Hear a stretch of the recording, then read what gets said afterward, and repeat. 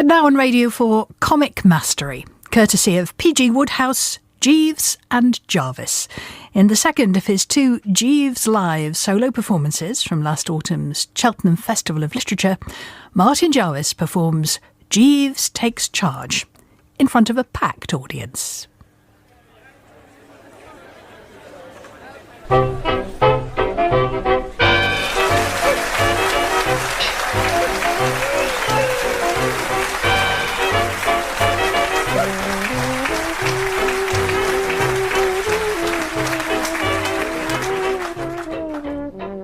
Now, touching this business of old Jeeves, my man, you know, how do we stand? Lots of people think I'm much too dependent on him. Well, what I say is, why not? The man's a genius. From the collar upward, he stands alone. I gave up trying to run my own affairs within a week of his coming to me, and that was quite a few years ago. The thing really began at Easby, my uncle's place in Shropshire. I'd found Meadows, the fellow I'd taken to Easby with me, sneaking my silk socks. Well, it transpired that he'd looted a lot of other things, so I handed the misguided blighter the mitten and went back to London to ask the agency to dig up another specimen for my approval. They sent me Jeeves. I shall always remember the morning he came. It so happened that the night before I'd been present at a rather cheery little supper. I was feeling pretty rocky. On top of this, I was trying to read a book Florence Craye had given me.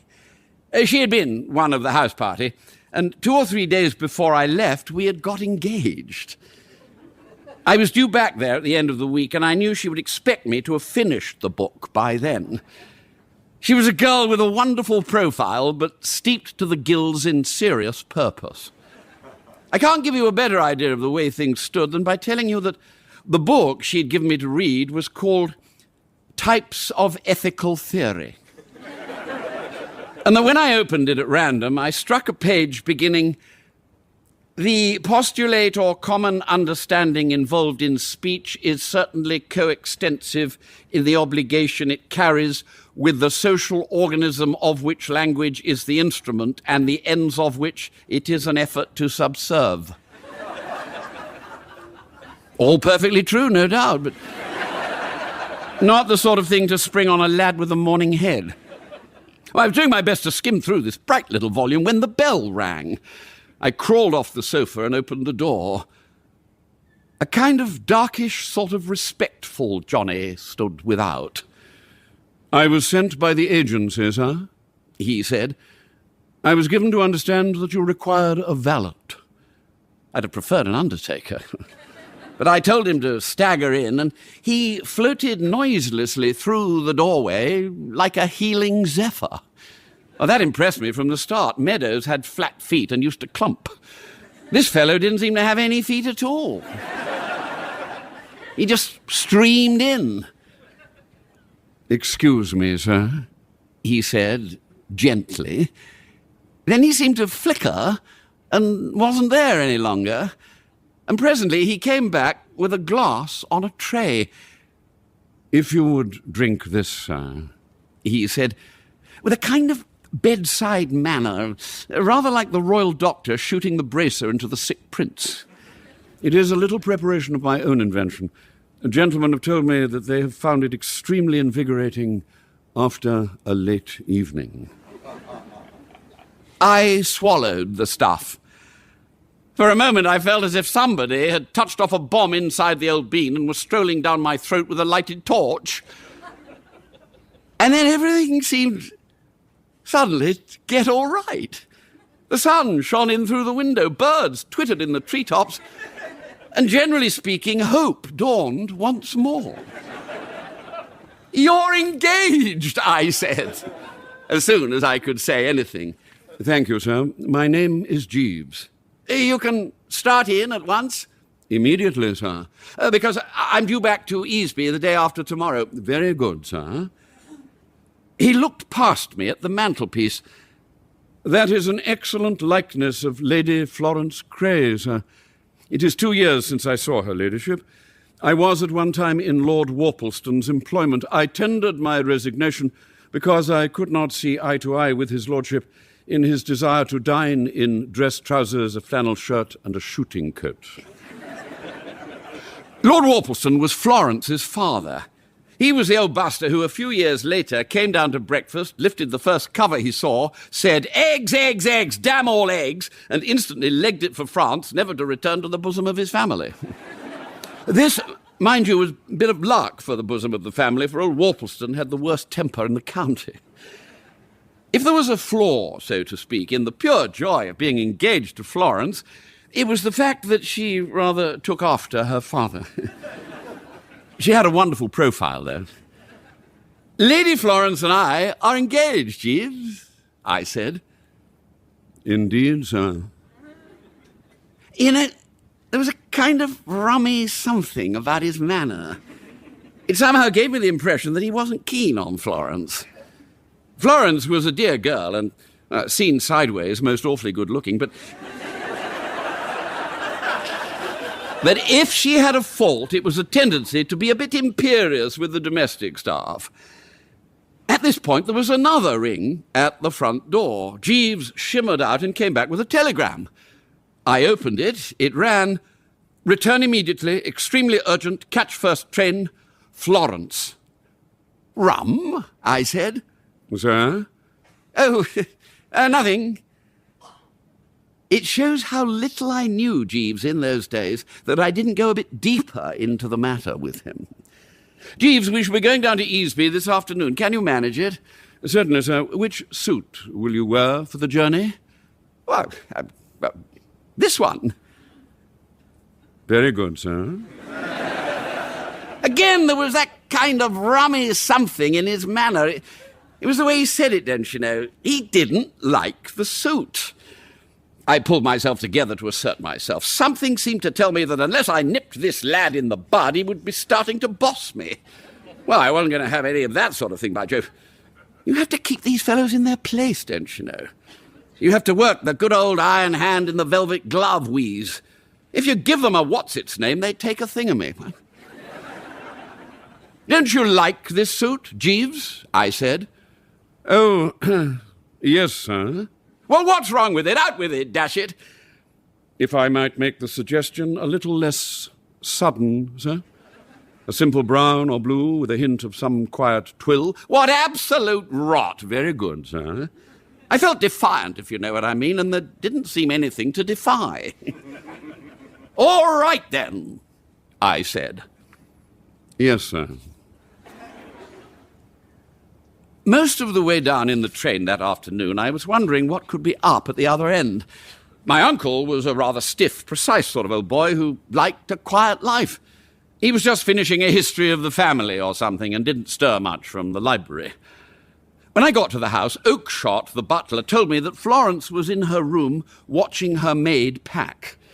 Apparently there was a dance on at a house about 20 miles away that night, and she was motoring over and would be away some nights. I trickled into the smoking room, and presently in she came. A glance showed me that she was perturbed and even peeved. Her eyes had a goggly look, and altogether she appeared considerably pipped. "Darling," I said, but she sidestepped like a bantamweight. "Don't." "What? Oh, what's the matter?" "Everything's the matter. Bertie, you remember asking me to make myself pleasant to your uncle?" "Oh, yes." The idea being, of course, that I was more or less dependent on Uncle Willoughby and couldn't very well marry without his approval. "You told me it would please him particularly if I asked him to read me some of his history of the family." "Oh, wasn't he pleased?" "He was delighted. He read me nearly all of it last night. Bertie, the book is an outrage." "Oh, but dash it, the family weren't as bad as all that." "It is not a history of the family at all. Your uncle has written his reminiscences. He calls them Recollections of a Long Life." I began to understand. If half of what he has written is true, Bertie, his youth must have been perfectly appalling. The book is full of disgraceful stories about people one knows who seem to have behaved in the 80s in a manner that would not have been tolerated in the forecastle of a whaler. "Oh, well, I shouldn't worry, Florence. No publisher will print the book if it's as bad as all that. On the contrary, Your uncle told me that all negotiations are settled and he's sending off the manuscript tomorrow for immediate publication. And my father appears in nearly every story in the book.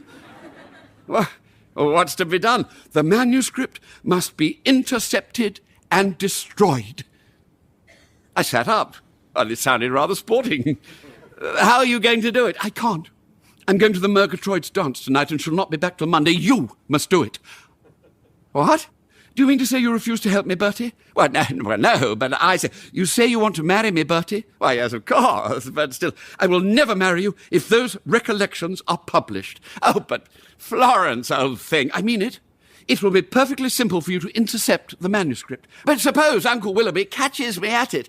If you care more for your uncle's money than for me... Oh, no, rather not. Very well, then. The parcel containing the manuscript will, of course, be placed on the hall table tomorrow for Oakshott to take to the village with the letters. All you have to do is to take it away and destroy it. And then your uncle will think it has been lost in the post. Well, hasn't he got a copy of it? No. He is sending the manuscript just as he wrote it. Once and for all, will you do me this quite simple act of kindness? That gave me an idea. I say, why not get Edwin to do it? Keep it in the family, don't you know? Edwin was her young brother who was spending his holidays at Easby. He was a ferret-faced kid whom I'd disliked since birth.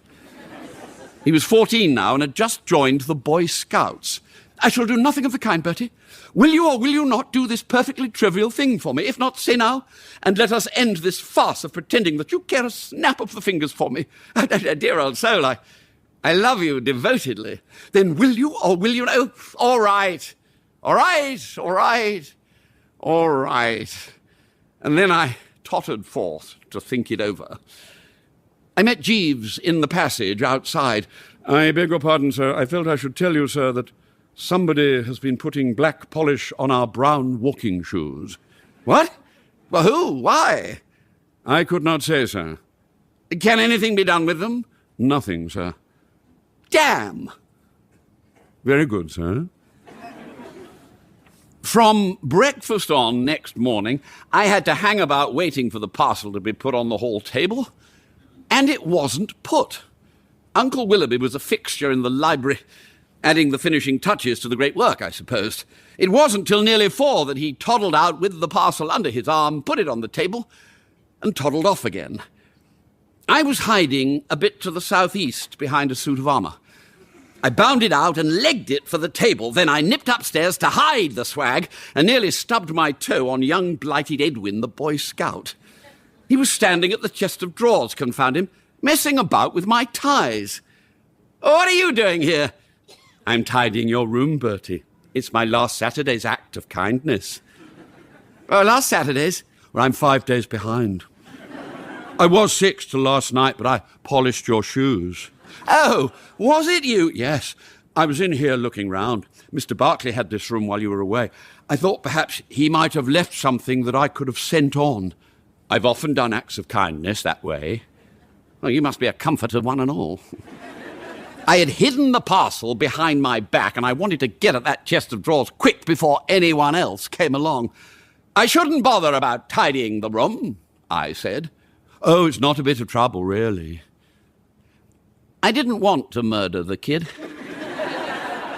And yet there didn't seem any other way of shifting him. And then I got an idea. You see that box of cigars?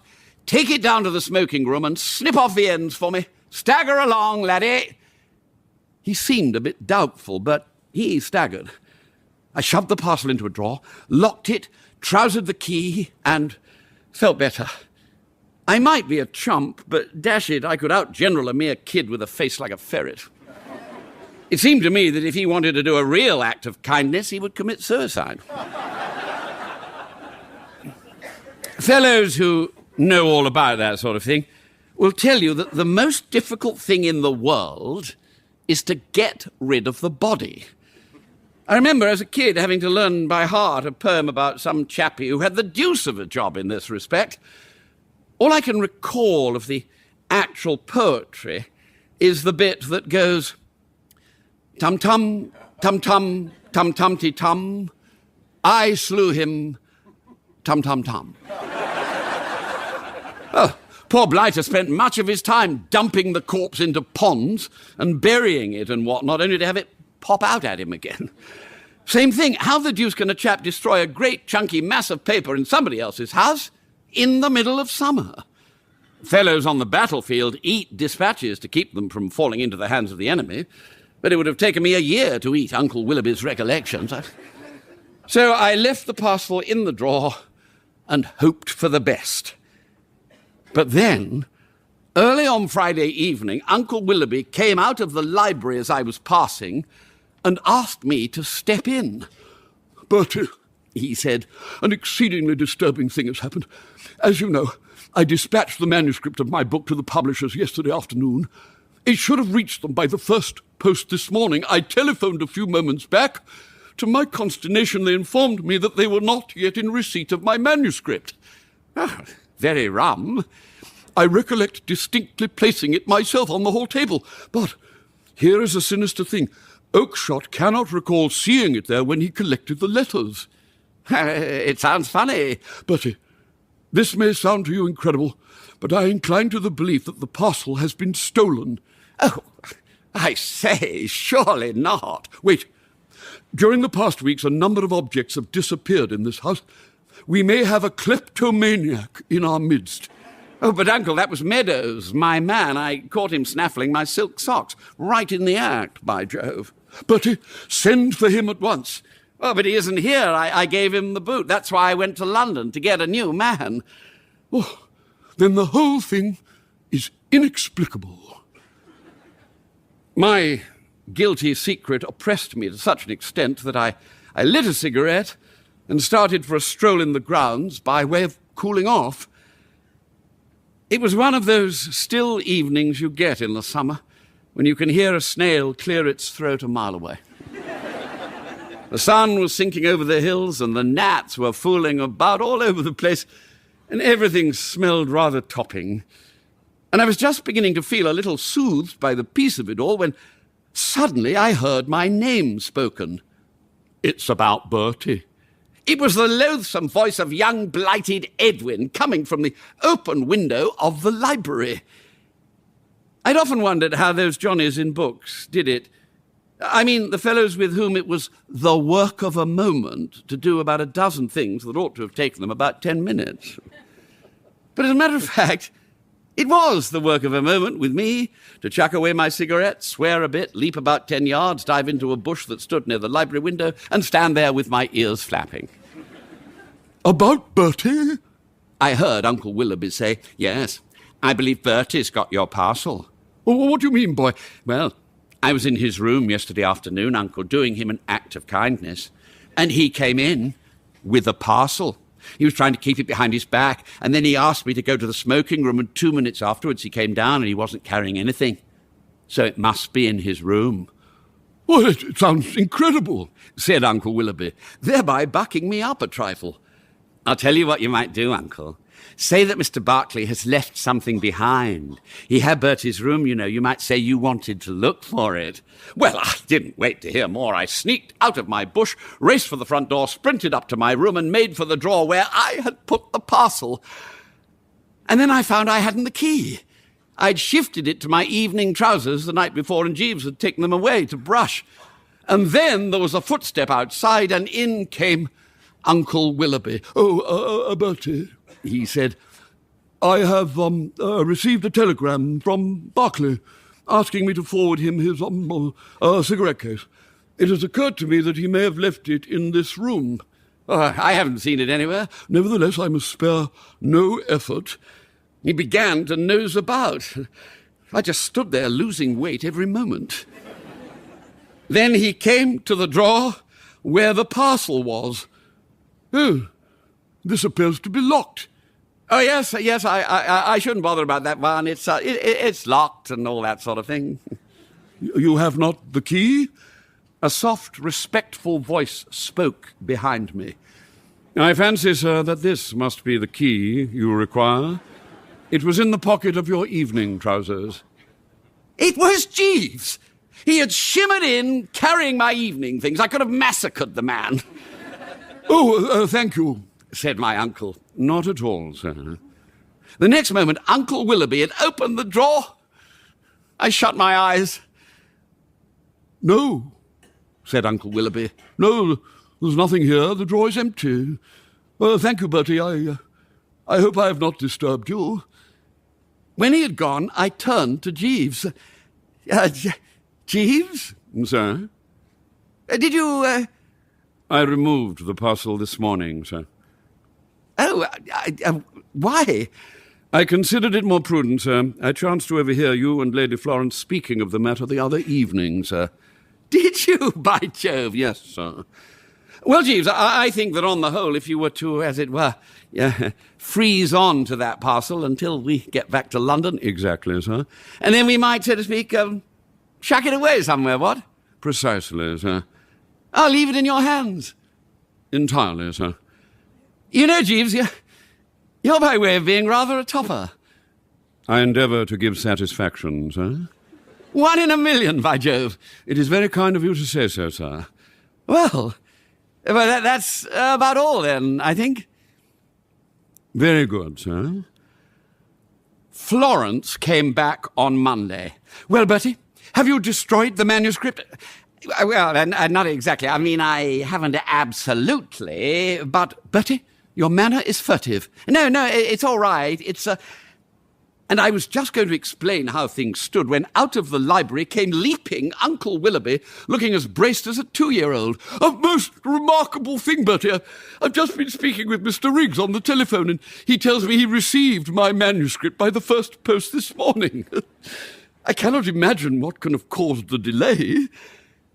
I happened to be looking at Florence's profile, and she swung round and gave me a look that went right through me like a knife. Uncle Willoughby meandered back to the library, and there was a silence that you could have dug bits out of with a spoon. Florence, I can't understand it, by Jove. I can understand it perfectly, Bertie. You preferred to lose me rather than risk losing the money from your uncle. Our engagement is ended. Oh, but I say, Florence, old thing, not another word. There was a time when I thought that with patience you might be moulded into something worthwhile. I see now that you are impossible. And she popped off, leaving me to pick up the pieces. When I had collected the debris to some extent, I went to my room and rang for Jeeves. He came in looking as if nothing had happened. He was the calmest thing in captivity. Jeeves, I yelled, that parcel has arrived in London. Yes, sir? Did you send it? Yes, sir. I acted for the best, sir. I think that both you and Lady Florence overestimated the danger of people being offended at being mentioned in Sir Willoughby's Recollections. It has been my experience, sir, that the normal person enjoys seeing his or her name in print, irrespective of what is said about them. Moreover, if you have ever studied psychology, sir, you will know that respectable old gentlemen are by no means averse to having it advertised that they were extremely wild in their youth. Jeeves, do you know that Lady Florence has broken off her engagement with me? Indeed, sir. You're sacked. Very good, sir. As I am no longer in your employment, sir, I can speak freely. In my opinion, you and Lady Florence were quite unsuitably matched. Her ladyship is of a highly determined and arbitrary temperament, quite opposed to your own. You would not have been happy, sir. Get out! I think you would also have found her educational methods a little trying, sir. I have glanced at the book her ladyship gave you. It is, in my opinion, quite unsuitable. And I have it from her ladyship's maid that it was her intention to start you almost immediately upon Nietzsche. You would not enjoy Nietzsche, sir. He is fundamentally unsound. Get out! Very good, sir. It's rummy how sleeping on a thing often makes you feel quite different about it. Yes, Wasn't there something in what Jeeves had said about Florence's character? I began to realize that my ideal wife was quite different. A lot more clinging and drooping and prattling and whatnot. And then that Types of Ethical Theory caught my eye. I opened it, and I give you my honest word, this was what hit me. Of the two antithetic terms in the Greek philosophy, one only was real and self-subsisting, and that one was ideal thought as opposed to that which it has to penetrate and mould. The other, corresponding to our nature, was in itself without any permanent footing, having no predicates. In short, redeemed from negation only by including indwelling realities appearing through. Well, I mean to say, what? And Nietzsche, from all accounts, a lot worse than that. Jeeves, I said when he came in with my morning tea, I've been thinking it over. You're engaged again. Thank you, sir. I sucked down a cheerful mouthful. A great respect for this bloke's judgment began to soak through me. Oh, Jeeves, I said, about that check suit. Yes, sir? Is it really a frost? A trifle too bizarre, sir, in my opinion. But lots of fellows have asked me who my tailor is. Doubtless in order to avoid him, sir. No, but he's supposed to be one of the best men in London. I am saying nothing against his moral character, sir. I hesitated a bit. I had a feeling that I was passing into this chappie's clutches. On the other hand, this was obviously a cove of rare intelligence, and it would be a comfort in a lot of ways to have him doing the thinking for me. I made up my mind. All right, Jeeves, I said. You know, give the bally thing away to somebody. He looked down at me like a father gazing tenderly at the wayward child. Thank you, sir. I gave it to the under-gardener last night.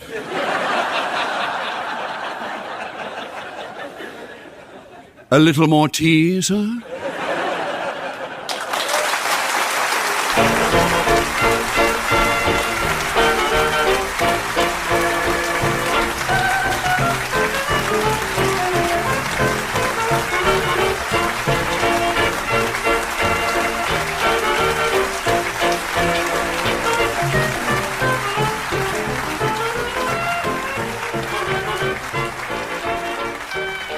Martin Jarvis was performing Jeeves Takes Charge by PG Wodehouse at last autumn's Cheltenham Festival of Literature.